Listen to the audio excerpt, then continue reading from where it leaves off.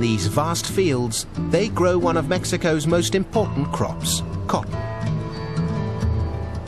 Picking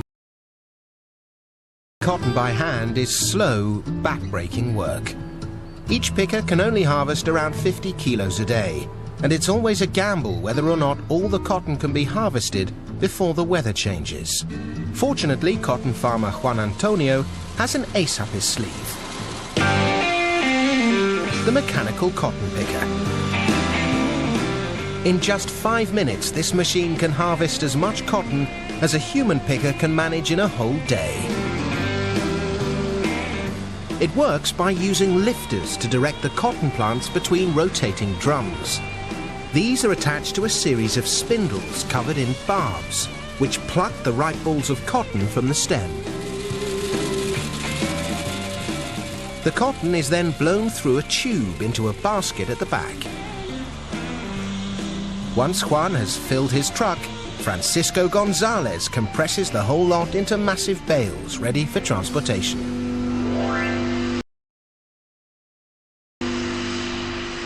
But for each ton of this harvest, there are 500 kilos of seeds, 100 kilos of leaves and other plant parts, and just 400 kilos of cotton fiber. So to separate the valuable fiber from the debris, it's sent to this 1950s vintage cotton gin.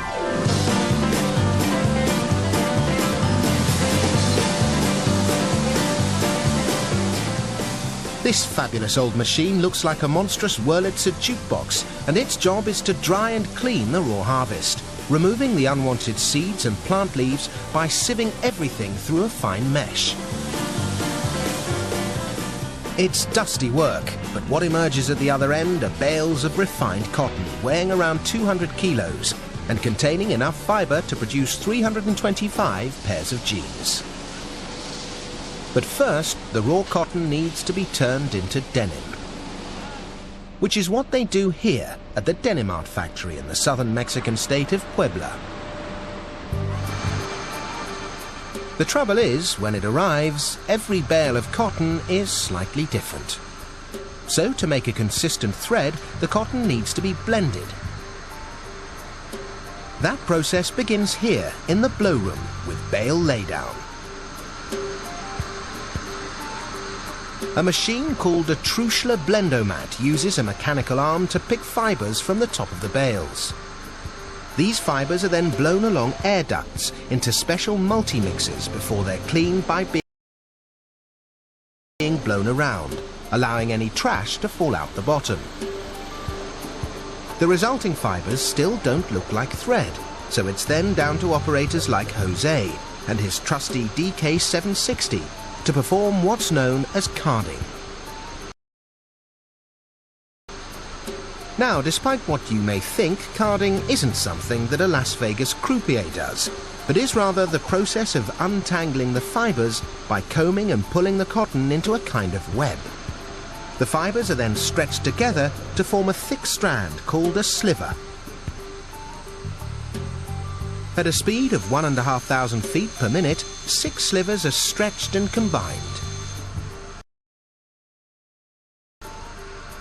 The next stage is spinning. At each one of these stations, cotton slivers are pulled and twisted at a rate of up to 120,000 revolutions per minute. There are between 100 and 250 fibers in a single thickness of cotton thread, and just 20 grams of fiber produce a whole kilometre of fine yarn.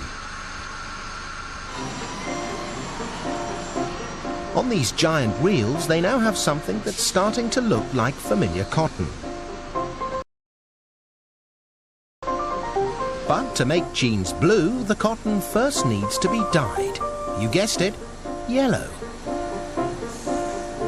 But don't panic, Ramiro the cowboy isn't going to end up looking like a lemon. The reason the dye is yellow is because indigo blue dye isn't water soluble. So it first needs to be mixed with a reducing agent. Cotton is ready to use. The trouble is, it's just a bit too blue. Denim originally got its name from a type of French fabric, serge de Nîmes, Nîmes being a city in France.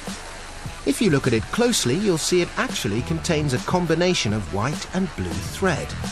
So, as the cotton is fed into the loom, it's blended with 1 strand of white to every 3 strands of blue.